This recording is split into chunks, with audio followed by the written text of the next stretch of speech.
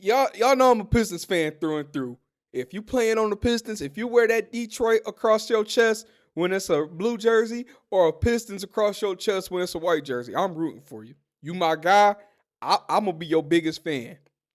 But by me being such a big fan, my feelings get involved when it comes to my Pistons, right?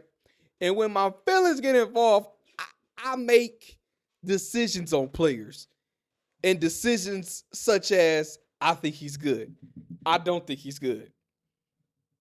A guy like this man right here, or those four guys there, psh, never doubted them. Never doubted them. Legacy solidified. But you got a young player like Jaden Ivey. So my question today is, what is the verdict on Jaden Ivey at this point? What is the verdict? Hey, what up, Buff said? So that Buff Sports, man. Appreciate it. Little people, big people, all people. Welcome to Buffed Up Sports. Thanks for clicking on this video. Now, just make sure you head over to buffedupsports.com. That's where you'll find the links to all my social media platforms. Easy ways to financially support the show, if you're able. And of course, don't forget to hit that subscribe button on our YouTube channel so you'll never miss a new video. If you're enjoying the content, please share Buffed Up Sports with your peoples. Let's get everybody watching and tuning in. But once again, thank you so much for tuning in to Buffed Up Sports. Now, I hope you enjoy this video. What are our true thoughts on Jaden Ivey at this point in time? I know I got mine. We are halfway through the season. Jaden Ivey has played half of the games. We're at just about the 40-game mark. Jaden Ivey is just over 20 games at this point. He's, numbers-wise, he's averaging 17 minutes a game, 18 points a game, shooting 45% from the field. His 8 points a game is 8th on the team in points. And so I like to use a 20-game measure, right? After 20 games, I feel like you know what you got. And I think we're at that point with Jaden Ivey. It's been 20 games. He's off the minutes restriction. We should know what he has. Jaden Ivey was a guy who was averaging 17 points a game before his injury. In fact, his season averages went, I think, 15 and 13 and 17. Again, halfway through the season last year before he broke his leg, right? So I get it. You know, he broke his leg. He's coming off a big injury. I'm just concerned. And I'm concerned because this is the guy that's supposed to be your backcourt pairing with Cade Cunningham. Cade Cunningham has already shown he's the guy, right? We could put our trust into him. Jaden Ivey was supposed to be that next backcourt mate with him, right? Because look at great Pistons teams. You've had the bad boys. Isaiah Thomas was the man.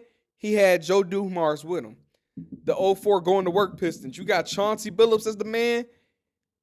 Rip Hamilton next to him. All four of those guys I just named, jerseys retired in the rafters at Little Caesars Arena. In fact, jerseys was retired at the Palace. So that tells you these guys are Pistons legends. So what concerns me about Ivey is that, for one, he's up for a contract extension. He has the rest of this year, next year, and then his contract's over with the Pistons, but he's up for an extension. I keep hitting Chauncey, I'm sorry. He's up for an extension this year.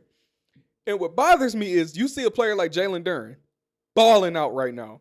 Balling out. All-star level, if you ask me. We got to get Jalen Duren in an all-star game.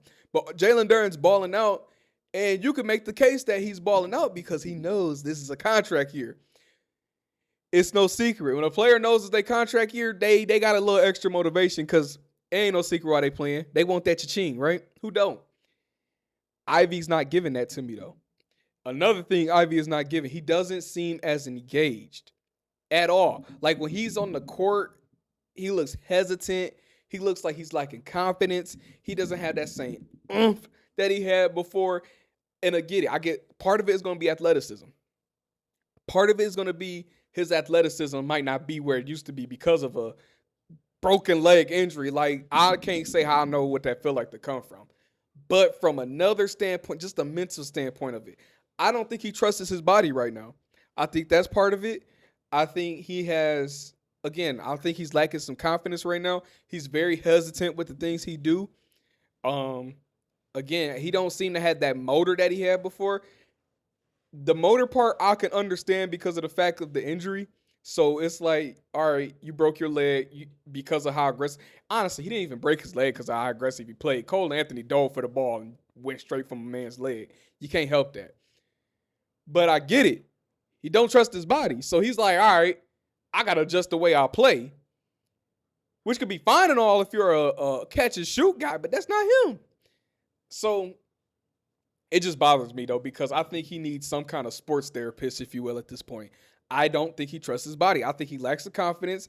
I think he saw the Pistons, what they did without him, and now he's scared. It's like almost like you scared them. You know, and you see the movies, and some people deal with this in real life. Your parents coaches, your parents so hard on you that you're scared to mess up. So you don't do things that you probably would do because you're not comfortable. And I think that's Jaden Ivey's problem. He's not comfortable. I think he lost that fire. I think he lost that fire inside of him. The Pistons, the quote-unquote team now is called the Nasty Dogs. And I think that's a great name for this team because we got some dogs on this team. Jaden Ivey ain't giving me dog, though. And it really sucks. It does because we all rooting for him, right? We all want to see him succeed here, right? The man got Detroit roots, you know? We rooting for him for that reason. But then you got people calling for him to get traded. And I'm going to be honest with you. His value is not there right now. If you were going to trade Ivy, you should have did it last year before the injury even happened. Now that he's got injured, he missed, almost a year. He has no trade value right now. So you're not going to be able to trade him. I'm scared, though, if we were to trade him, he finally find his footing. And I know as Pistons fans have PTSD when it comes to this. We've seen it with like a Spencer Dinwiddie. We've seen it with Aaron Afalo. We've seen it with Chris Middleton, guys who weren't that, known here, went somewhere else balling. So I don't want to give up on Ivy too early. What's up, everybody? If you didn't know, I am a car salesman. I'm a car salesman at Gene Buttman Ford. Yes, I sell cars. I sell new. I sell used. Whatever you are trying to hop in and drive off with, I will sell it to you. So come check me out, RJ at Gene Buttman Ford. You can call me at 734-544-2870. You can email me, which is rjhunt@buttmanford.com. We are located on Washington Avenue. We right near Eastern Michigan campus. So come check us out. Come check me out. And hey, touchdown on your new car and drive like a superstar. And in fact, I think your best case with Ivy might just be packaging him with something. I think that's 9 times out of 10 the trade that's going to happen. I do see a trade coming. And the reason I see a trade coming because this team, as constructed as it is right now, I don't think gonna get you.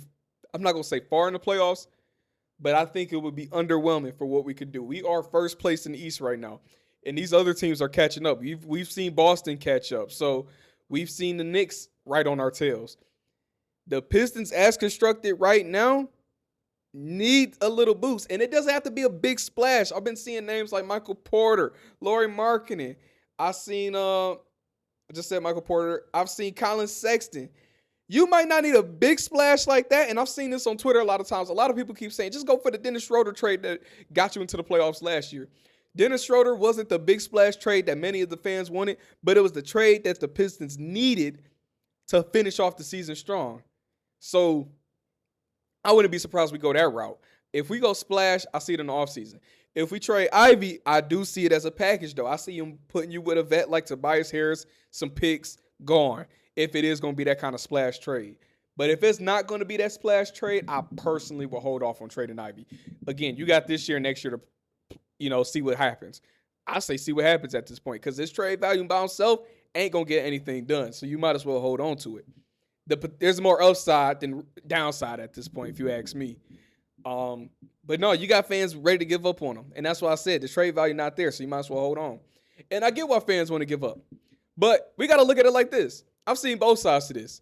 I just mentioned the Middletons and the Middletons, the Dinwiddies, the Aaron Afalo, the Mehmet Okur, of course, if you want to go back that far.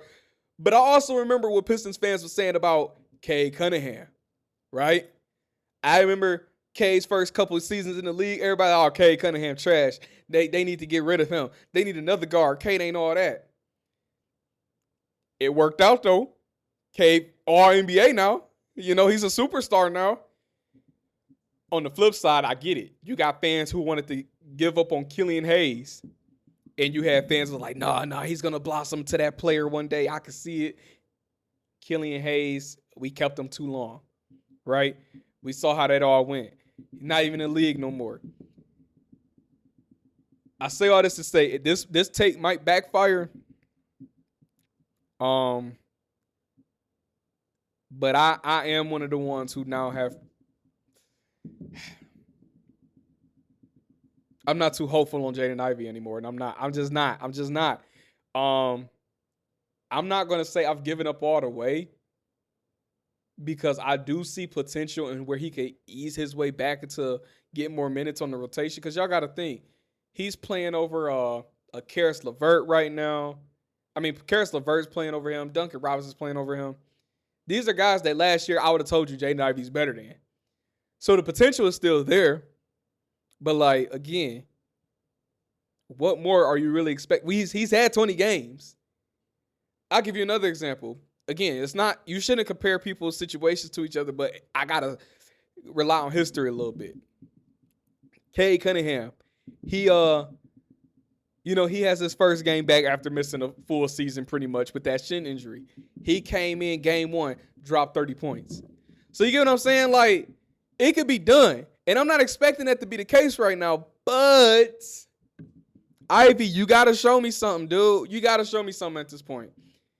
So, what's my verdict on Jaden Ivey? I'm one of the ones doubting him at this point. And it's not fair to him because, again, I don't think it's all his play. I think it's more of a mental game he's playing right now. I think if he gets his mental together, everything else will follow. But as I said before, I think he lacks confidence. I don't think he trusts his body right now. I think the brother needs somebody that can give him a nice hug, but maybe some tough love at the same time. Maybe JB might have to bench him a few games for him to get the message, or that might hurt his confidence even more. But somehow, some way, somebody needs to find a way to get into him, but pick him up at the same time so he can go back to that Jaden Ivey that he was once before. Because if things stay how they are right now, you see the result. A guy that went from averaging 17 can't even get you 10 no more.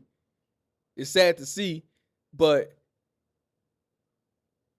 I need to see something different to change my opinion on Jaden Ivey right now, because at the end of the day, I'm doubting Jaden Ivey right now. Yo, thank you all so very much for listening to the episode. Please go to buffdosports.com for the latest updates and the social media platforms that I'm on. Make sure you go to the support tab so you can donate to the show. And more importantly, please subscribe so you'll never miss a new episode. And send it to 5 friends for me, please. But with all that being said, make sure you remember, spread love, keep your chest out, hold your head up, show off them pretty teeth, and don't y'all worry about a thing. Until next time, y'all be good out there. God bless you all. Peace.